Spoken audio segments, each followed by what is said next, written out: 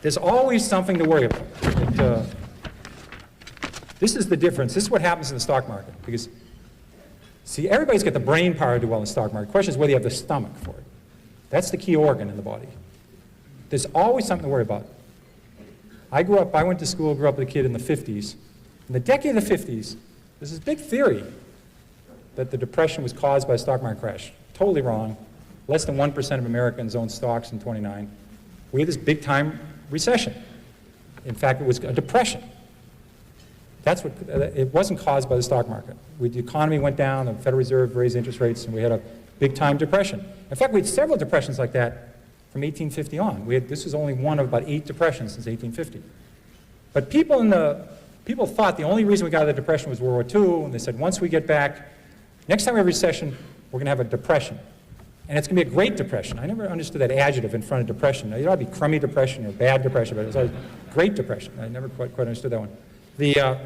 So people weren't buying stocks in the 50s because they thought that another Great Depression was going to happen. In addition, people were very scared about nuclear warheads and nuclear war in the 50s. People were building fallout shelters, stocking canned goods. There's something about going to Vermont, building a fallout shelter, putting canned goods in it, that you don't buy Minnesota Mining or you don't buy Eastman Kodak. I mean, the syllogism just doesn't work out that you're buying lots of water, buying a shotgun, buying frozen food that will stay in the freezer with your own generator, and you're looking at growth stocks.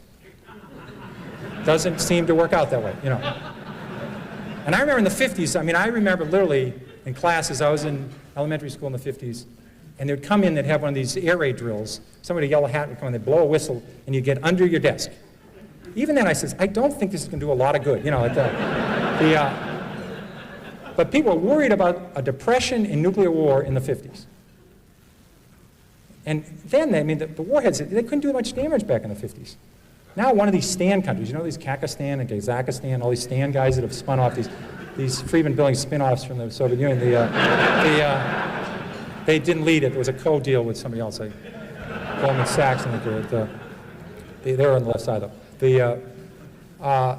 Every one of these little countries has enough warheads to blow the world up 88 times. Who's built a fallout shelter there? You know, we stopped worrying about it. There's always something to worry about. In the 50s, it was depression and nuclear war. The 50s was the best decade this century for the stock market, except for the 80s. Only slightly better. The 80s were only slightly better. People didn't expect a lot.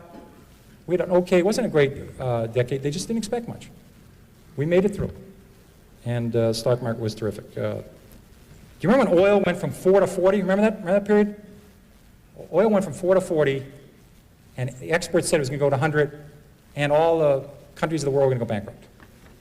And then the big banks are going to go bankrupt, and we're going to have a Great Depression, and the stock market's going to go down, and you're going to wind up selling pencils and apples. You know, well, I remember when oil went from 4 to 40, and the experts said it was going to go to 100. Within 2 years, oil was at 14. The experts, now much higher paid at this point, are saying it's going to go to 4, and we're going to have a depression. And people believed it again. You know, I remember when the money supply was growing too fast, and they said we're going to have a depression. Then it was growing too slow. We're going to have a depression. Remember the LDC debt? Remember the LDC debt? All the banks. Our banks are very smart. They lend all their net worth to Zimbabwe and Botswana and Botswana and all these countries. Chile, a lot of countries they can't pronounce. This is Chase Manhattan and Chemical and Manufacturers Hanover.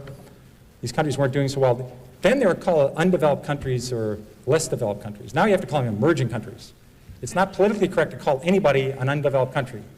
It's like I just found out the other day the term for somebody that's overweight is laterally challenged. You have to say something laterally challenged. But these were LDC debt. They were all going to go bankrupt, and we're going to have a depression. Then the Mideast was going on in the world. Remember that one? The Mideast was going on in the world. They weren't going to buy our bonds, and the market crashed, and we're going to have a depression. Then Japan was going on in the world. Remember that one? Japan was going to have all the assets, and they weren't going to buy our bonds, and we're going to have a depression. Within 3 years, the Nikkei Dow had gone from 40,000 to 16,000. The banking system was in trouble, and people said Japan was going to collapse, and we're going to have a depression. People had, on their prayer list at the end of the day, they had eliminate crippled children and Mother Teresa. They're praying for Japan. You know, it's a country with a 15% savings rate. You know, it's some bizarre. You know, commercial real estate, global warming. You know, and I think as the older you get, the more nervous you get about these things.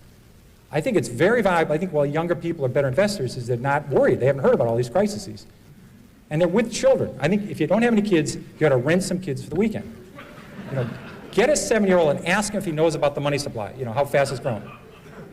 Ask him if he knows about the shape of the yield curve is the wrong shape of the yield curve.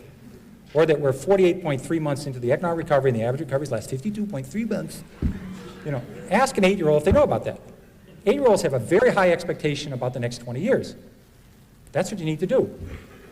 The more you get away from 8-year-olds, the more you get away from 11-year-olds, the more you start reading these crazy things you read over the weekend. In fact, from 1955 to 1985, the stock market went up a grand total of 1,000 points, but it was down 800 on Mondays. So it was therefore up 1,800 on non-Mondays. It wasn't an accident. The stock market went down. October the 19th, 87 was a Monday.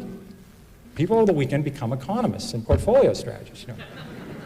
They're a bull if they take their lunch on the way to work. In fact, I knew very well the market was going to go down in October of 1987. Dave Elson remembers that. It was my first vacation I was going to take in 6 years.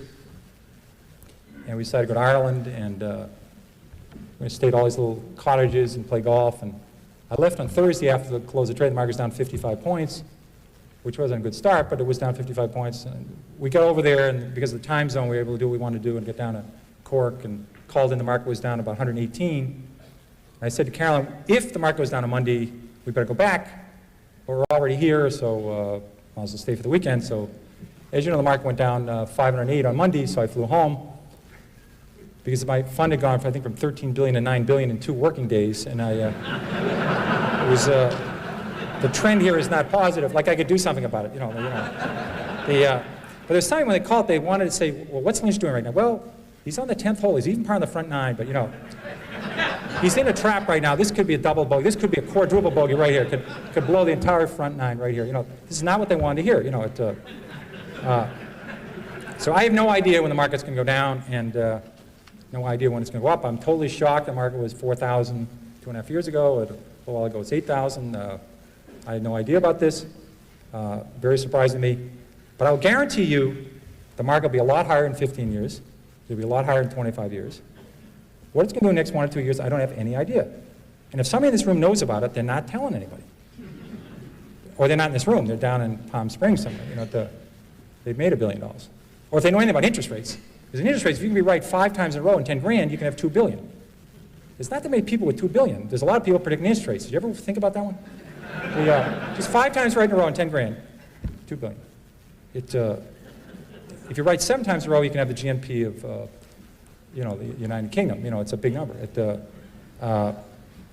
So I don't worry about that. I know we've had 96 years of century, and the market's fallen 53 times. We've had 53 declines of 10% or more. So 53 declines in 96 years. Once every 2 years, we have a 10% decline. Of the 53 declines, 15 have been 25% or more. So 15 in 96 years, about once every 6 years, the market falls 25% or more. That's what we call a bear market, you know that. And it's going to happen. I don't care when it's going to happen. I would love to know. Obviously, it would be very useful to know when it's going to happen. It doesn't make a difference to me. Corporate profits will be a lot higher 8 years from now, a lot higher 16 years from now, a lot higher 30 years from now. That's what I deal with. And I'll be glad to answer your questions. It's great. Enjoyed it. And I want to start the questions.